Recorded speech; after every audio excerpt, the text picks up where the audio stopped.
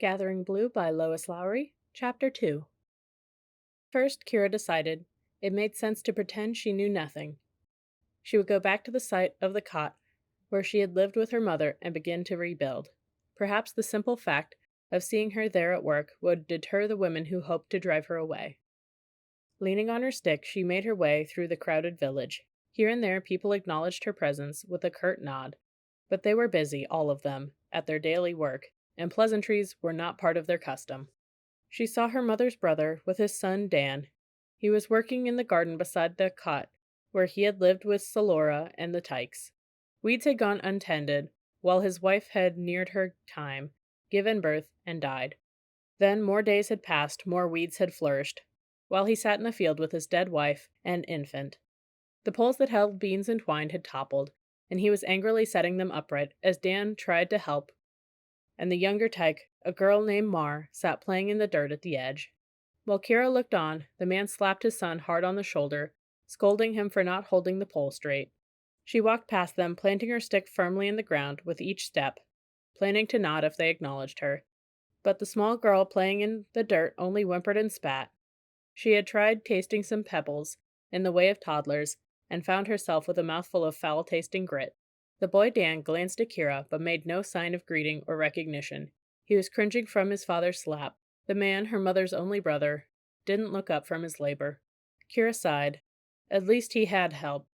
Unless she could enlist her small friend Matt and some of his mates, she would have to do all of her work, rebuilding, gardening, herself, assuming she was allowed to stay. Her stomach growled, and she realized how hungry she was.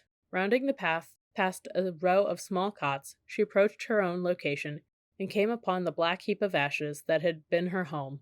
There was nothing left of their household things, but she was pleased to see that the little garden remained. Her mother's flowers still bloomed, and the summer start vegetables were ripening in the sun. For now, at least, she would have some food. Or would she? As she watched, a woman darted out of a clump of nearby trees, glanced at Kira, and then brazenly began to pull carrots from the garden that Kira and her mother had tended together. "Stop it! Those are mine!" Kira moved forward as quickly as she could, dragging her deformed leg. Laughing contemptuously, the woman sauntered away, her hands filled with dirt-encrusted carrots. Kira hurried to the remains of the garden. She set her water container on the ground, pulled up some tubers, brushed the dirt away, and began to eat. Without a hunter as part of their family, she and her mother had not eaten meat, except for the occasional small creature they could catch within the boundaries of the village. They could not go to the woods to hunt, the way men did. Fish from the river were plentiful and easy to catch, and they felt no need of anything more. But the vegetables were essential. She was fortunate, she realized, that the garden had not been entirely stripped during her 4 days in the field.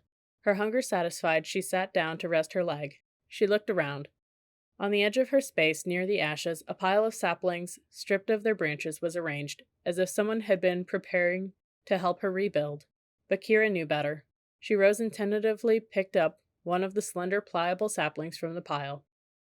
Bandera emerged immediately from the nearby clearing where Kira realized she had been waiting and watching.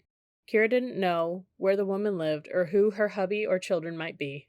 Her cot was none of those nearby, but she was very much known in the village. People whispered about her. She was known and respected, or feared. The woman was tall and muscular, with long tangled hair pulled back roughly and tied up with a thong at the back of her neck. Her eyes were dark, and her direct look pierced any calmness that Kira might have felt. The ragged scar that marked her chin and continued down her neck to her broad shoulder was said to be the remnant of a long-ago battle with one of the forest creatures. No one else had ever survived such a clawing, and the scar reminded everyone of Vandara's courage and vigor as well as her malevolence. She had been attacked and clawed, the children whispered, when she tried to steal an infant creature from its mother's den. Today, facing Kira, she was once again preparing to destroy someone's young. Unlike the forest creature, Kira had no claws with which to fight. She gripped her wooden cane tightly and tried to stare back with no hint of fear. "I've returned to rebuild my cot," she told Vandara. "Your space is gone. It's mine now. Those saplings are mine." "I will cut my own," Kira conceded, "but I will rebuild on this space. This was my father's space before I was born, and my mother's after he died. Now that she is dead, it's mine." Other women emerged from surrounding cots. "We need it," one called. "We're going to use the saplings to build a pen for the Tykes. It was Vandara's idea." Kira looked at the woman, who was holding the arm of a toddler roughly. "It might be a good idea," Kira replied, "if you want to pen your little ones, but not on this piece of ground. You can build a pen somewhere else." She saw Vandara lean down and pick up a rock the size of a tyke's fist. "We don't want you here," the woman said. "You don't belong in the village anymore. You're worthless with that leg. Your mother always protected you, but she's gone now. You should go too. Why didn't you just stay in the field?" Kira saw that she was surrounded by hostile women who had come from their cots and were watching Vandara for instructions and leadership. Several she noticed had rocks in their hands. If one rock were thrown, others would follow, she knew. They were all waiting for the first. What would my mother have done, she thought frantically, and tried to call wisdom from the bit of her mother's spirit that lived on in her now. Or my father, who never knew of my birth. His spirit is in me too. Kira straightened her shoulders and spoke. She held her voice steady and tried to meet the eyes of each woman in turn. Some lowered their gaze and looked at the ground. That was good. It meant they were weak. "You know that in a village conflict that could bring death, we must go to the Council of Guardians," Kira reminded them. She heard some murmurs of assent.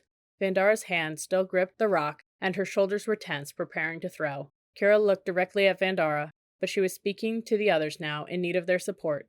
She appealed not to their sympathy, because she knew they had none, but to their fear. "Remember that if conflict is not taken to the Council of Guardians, and if there is a death," she heard a murmur. "If there is a death," she heard a woman repeat in an uncertain, apprehensive voice. Kira waited. She stood as tall and straight as she could. Finally, a woman in the group completed words of the rule. "The causer of death must die." Yes, the causer of death must die. Others' voices repeated it.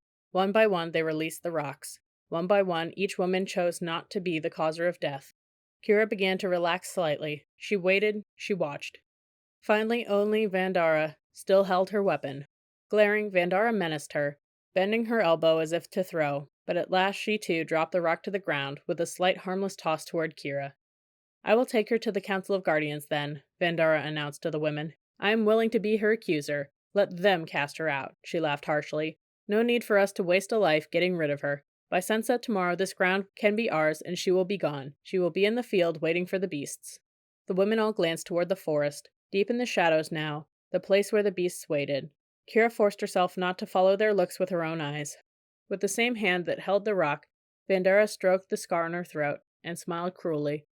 "I remember what it was like," she said, "to see your own blood pour upon the ground. I survived," she reminded them all. "I survived because of my strength. By night start tomorrow, when she feels the claws at her throat," she went on, "this two-syllable mistake of a girl will wish she had died of sickness beside her mother." Nodding in agreement, the women turned their backs on Kira and moved away, scolding and kicking at the small tykes by their sides. The sun was low in the sky now.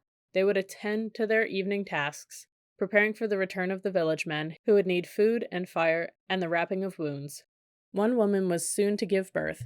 Perhaps that would happen tonight, and the others would attend her, muffling her cries and assessing the value of the infant. Others would be coupling tonight, creating new people, new hunters for the future of the village, as the old ones died of wounds and illness and age. Kira did not know what the Council of Guardians would decide. She knew only that whether she was to stay or go, to rebuild on her mother's piece of land, or to enter the field and face the creatures who were waiting in the forest, she would have to do it alone. Wearily, she sat on the ash-blackened earth to wait for night. She reached for a nearby piece of wood and turned it over in her hands, measuring its strength and straightness. For a cot, should she be permitted to stay, she would need some sturdy lengths of solid wood. She would go to the woodcutter named Martin. He had been her mother's friend. She would barter with him, maybe offering to decorate a fabric for his wife in exchange for the beams she would need. For her future, for the work with which she might earn her living, she would also need some small straight pieces of wood. This one was too pliable and would not do, she realized, and dropped it on the ground. Tomorrow, if the Council of Guardians decided in her favor, she would look for the kind of wood she needed. Short, smooth pieces she could fit together at the corners. She was already planning to build a new threading frame. Kira had always had a clever way with her hands. When she was still a tyke, her mother had taught her to use a needle, to pull it through woven fabric and create a pattern with colored threads. But suddenly, recently, the skill had become more than simply cleverness. In one astounding burst of creativity, her ability had gone far beyond her mother's teaching. Now, without instruction or practice, without hesitancy, her fingers felt the way to twist and weave and stitch the special threads together to create designs rich and explosive with colors. She did not understand how the knowledge had come to her, but it was there in her fingertips, and now they trembled slightly with eagerness to start. If only she was allowed to stay.